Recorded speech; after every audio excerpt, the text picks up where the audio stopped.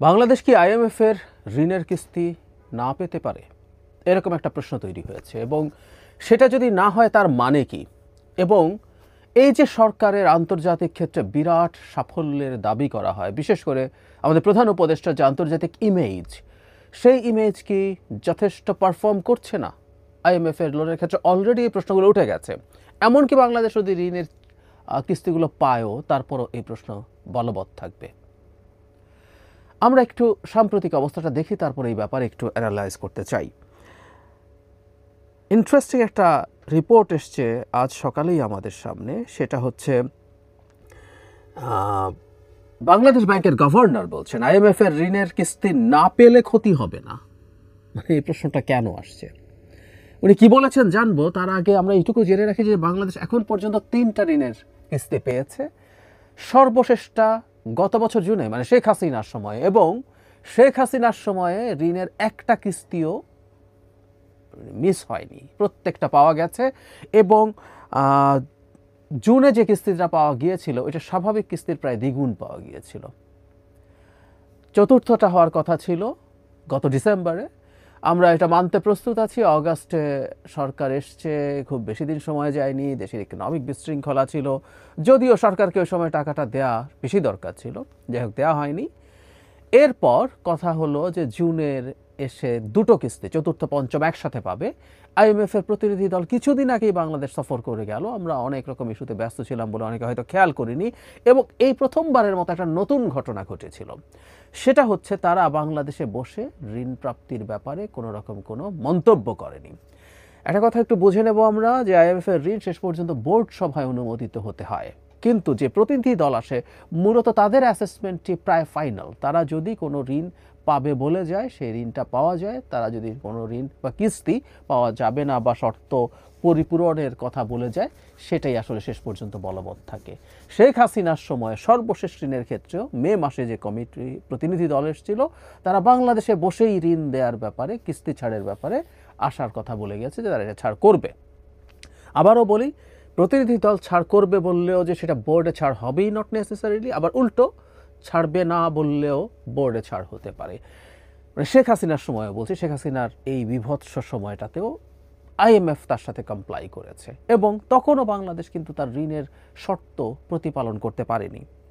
এমনও একবার হয়েছে তার আগের কিস্তিতে, শেখ হাসিনার সময়ের কথা বলছি, তখন শ্রীলঙ্কাকে কিস্তি ছাড় করা হয়নি, কারণ সে তার আমরা জানি প্রত্যেকে যে আইএমএফ এর ঋণ দেওয়ার ক্ষেত্রে কতগুলো ক্রাইটেরিয়া থাকে, কতগুলো শর্ত থাকে, এগুলো ধাপে ধাপে পরিপূর্ণ হলেই ধাপে ধাপে ঋণ ছাড় করা হয়। শ্রীলঙ্কাকে করা হয়নি, কিন্তু বাংলাদেশকে করা হয়েছে। এই ঘটনাও আসলে ঘটেছিল।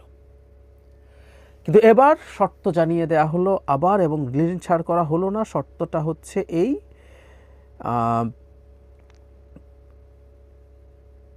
4টা ক্ষেত্রে বাংলাদেশ পিছিয়ে আছে। একটা রিপোর্ট থেকে আমি একটা অংশ একটু পড়ি। এই 4টা ক্ষেত্র হচ্ছে রাজস্ব আয়ের ভালো প্রবৃদ্ধি না হওয়া, বিনিময় হার বাজার ভিত্তিক না হওয়া, ভর্তুকি না কমা, এবং ব্যাংক খাতের আশানুরূপ উন্নতি না হওয়া। এই প্রত্যেকটা সংকট আগেও ছিল, কিন্তু ঋণ ছাড় করা হয়েছিল। এটা আমরা বারবার মনে রাখব। এর মধ্যে যেটা হয়েছে, আইএমএফ এবং বিশ্ব ব্যাংকের একটা বৈঠক হচ্ছিল,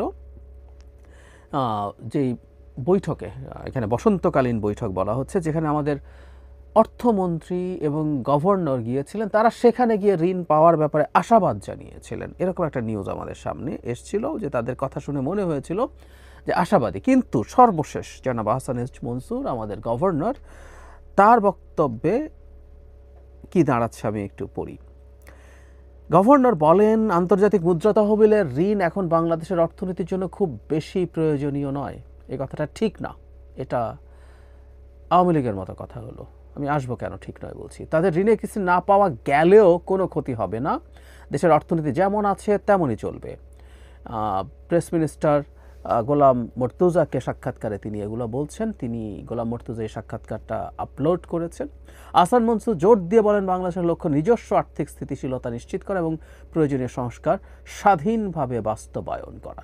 আমরা মোটামুটি নিশ্চিতভাবে বলতে পারি ঋণটা বাংলাদেশ পাচ্ছে না, এবং জনাব মর্তুজার মাধ্যমে প্রাথমিকভাবে এটা জানিয়ে দেওয়া হলো। এখন বাংলাদেশের জন্য ঋণটা প্রয়োজনীয় নেই। মানে প্রথম যখন আইএমএফ বাংলাদেশকে ঋণ দেবে কি দেবে না করছিল, এরকম একটা পরিস্থিতি তৈরি হওয়ার পর আওয়ামী লীগ এই কথাটা বলতো। টকশোতে আওয়ামী লীগের লোকজনের কেউ কেউ খানিক হিসাব টিসাব দিয়ে বোঝানোর চেষ্টা করত। বাংলাদেশ $4.5 বিলিয়ন মতো পাবে। বাংলাদেশের $4.5 বিলিয়ন বাংলাদেশের জন্য সত্যিকার অর্থেই অ্যাপারেন্টলি খুবই ছোট টাকা।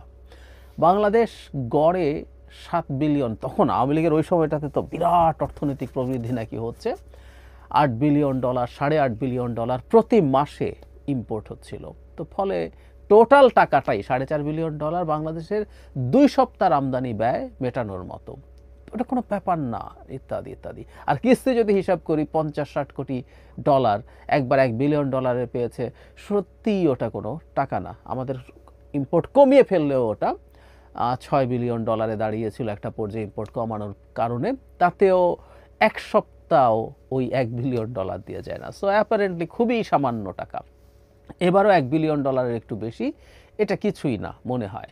ফলে এই কথাটা টেকনিক্যালি কেউ বলতেই পারেন যে এই কোনো টাকা দিয়ে কিছু হবে কিনা। আমি জানি না আওয়ামী লীগের মতো এই একই আলাপ এখন বাংলাদেশ সরকার করতে শুরু করবেন কিনা। একটা কথা অবশ্যই একটু মনে রাখা দরকার, বাংলাদেশ ব্যাংকের গভর্নর, আমাদের অর্থনীতিতে কিন্তু আস্থা খুব গুরুত্বপূর্ণ ব্যাপার। আস্থার সংকট হলে অর্থনীতি হঠাৎ করে খারাপ করতে পারে। তিনি আস্থার জন্য বানিয়ে বানিয়ে কিছু বলতে পারেন, কিছু এক্সিজারেট করার কথা বলতে পারেন। আমাদের যদি এই ঋণের প্রয়োজনই না হয় তাহলে আমরা এত শর্ত টর্ত মেনে, তখন আওয়ামী লীগকে বলতাম এই ঋণ যদি এতই ছোট হয়, এত অপ্রয়োজনীয় হয়, তো এত শর্ত মেনে, খুব বাজেভাবেও বলতাম, নাকে খত দিয়ে এই ঋণটা চাইছেন কেন? $4.5 বিলিয়ন 3 বছর ধরে পাওয়া যাবে, কেন চাইছেন? বছরে 2 কিস্তি মিলে $1 বিলিয়ন মতো হয়, কি হবে?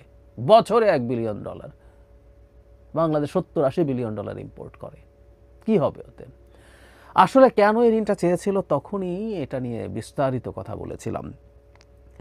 এখানে দুটো লোন বাংলাদেশকে দেওয়া হয়েছে, এর মধ্যে একটা ইসিএফ লোন আছে, ইসিএফ নাম এটার। ইসিএফ লোনটার একটা বিরাট গুরুত্ব আছে, আমি আইএমএফ এর ওয়েবসাইট থেকে নিয়েই দেখিয়েছিলাম। সেটা হচ্ছে ইসিএফ লোনটা একটা ক্যারেক্টার সার্টিফিকেটের মতো, ওখানে লিখে দেওয়া আছে এই লোনটা যদি কেউ পায় তাহলে তার অন্যান্য লোন পাওয়ার ক্ষেত্রে এটা ফ্যাসিলিটেট করে। ক্যারেক্টার সার্টিফিকেট এই জন্য বলছে এই লোনটা দেওয়া মানে হচ্ছে এই অর্থনীতিটা এমন যাকে অন্য কেউ তোমরা ঋণ দিতে পারো। সো ফলে আইএমএফ এর ইসিএফ লোন যারা পায়, অন্য আন্তর্জাতিক সংস্থা বা দেশ, তারা আবার অর্থনীতির ইভ্যালুয়েশন করতে থাকে না, কারণ ওরা জানে আইএমএফ এগুলো নিউট্রালি করে, এফিশিয়েন্টলি করে, এবং সে যেহেতু ওকে ঋণ দেওয়ার যোগ্য বলে মনে করছে, ঋণ দেওয়ার যোগ্য বলে মনে করছে, এবং ঋণ দেওয়ার যোগ্য মানে হচ্ছে সে ঋণ ফেরত পাবে আশা করে, তখন অন্যরা কোনো রকম কোনো হিসেব নিকেশ ছাড়া, ঝামেলা ছাড়া মোটা দাগে ঋণ দিয়ে দেয়। সুতরাং আইএমএফ এর ঋণ পাওয়ার ক্ষেত্রে ক্রেজিনেস আওয়ামী লীগের ছিল এই কারণে, আমাদের জন্য এখনও এটা এই কারণেই প্রয়োজন। তার মানে আইএমএফ এর কিস্তি যদি ছাড় না হয়, এটা অর্থনীতিতে একটা বড় সমস্যাই আসলে, মোটেও ছোট সমস্যা না। আর আইএমএফ যেসব সংস্কার বলেছে এর মধ্যে বেশ কিছু সংস্কার আসলে আমাদের জাতীয় স্বার্থেই করা দরকার, যেমন আমাদের রাজস্ব আহরণ বাড়ানো। মানে দক্ষিণ এশিয়ায় আমরা ট্যাক্স জিডিপি রেশিওতে সবচেয়ে নিচে থাকবো, 10% ছিলাম, 9%, 8% এভাবে কমছেই, অথচ আমাদের কোথাও এটা বাড়িয়ে এই দক্ষিণ এশিয়ার স্ট্যান্ডার্ড 19, 20, 18 এই জায়গায় নিয়ে যাবো। আমরা দ্বিগুণও করলেও লাভ হবে না, আরও বাড়াতে হবে। সো এরকম বেশ কিছু জিনিস আছে। আমাদের ব্যাংকিং খাতের উন্নয়ন তো করতে হবেই, ডলার পুরো বাজারের হাতে ছেড়ে দেওয়া হবে কিনা এটা নিয়ে পক্ষে বিপক্ষে মতামত আছে, কিন্তু কতগুলো তো আমাদের নিজেদের স্বার্থেই করা দরকার, এগুলো আমরা পারছি না।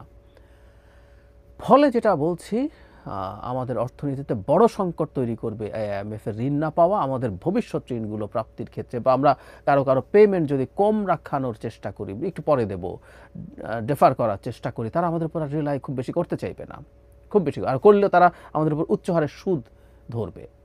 আমরা অন্যখান থেকে ঋণ নিতে চাইলে সুদ বেড়ে যাবে, কারণ আমরা ঋণ দেওয়ার যোগ্য নই, এটা মনে হয়। আমি আবারও বলছি, ঋণ আমরা পেয়ে যাব না তা না, হয়তো চেষ্টা চলছে, শেষ মুহূর্তেও কিছু একটা ঘটে যেতে পারে, কিন্তু অ্যাপারেন্টলি মনে হচ্ছে আমরা ঋণটা পেতে যাচ্ছি না। না হলে জনাব আহসান মনসুর জনাব গোলাম মুর্তজাকে এভাবে কথাটা বলতেন না, তিনি আগেই তথ্যটা জানিয়ে দেওয়ার ব্যবস্থা করেছেন। এখন যে প্রশ্নটা করছিলাম, খুবই সংকটের মধ্যেও বাংলাদেশ কিন্তু কোনোবারই আইএমএফ এর ক্রাইটেরিয়া ফুলফিল করতে পারে নাই, প্রত্যেকবারই বেশ কয়েকটা করে বাকি ছিল। শ্রীলঙ্কার একই গ্রাউন্ডে শ্রীলঙ্কার লোন দেয়া হয় নাই কিস্তি, কিন্তু বাংলাদেশের শেখ হাসিনার সময় দেয়া হয়েছে। কিন্তু এই যে ডক্টর ইউনূসের ইন্টারন্যাশনাল ইমেজের কথা আমরা খুব বলি, আমি নিজেও এই ব্যাপারে যথেষ্ট কনভিন্স ছিলাম বলছি, কারণ আমরা মানি এটা যে তিনি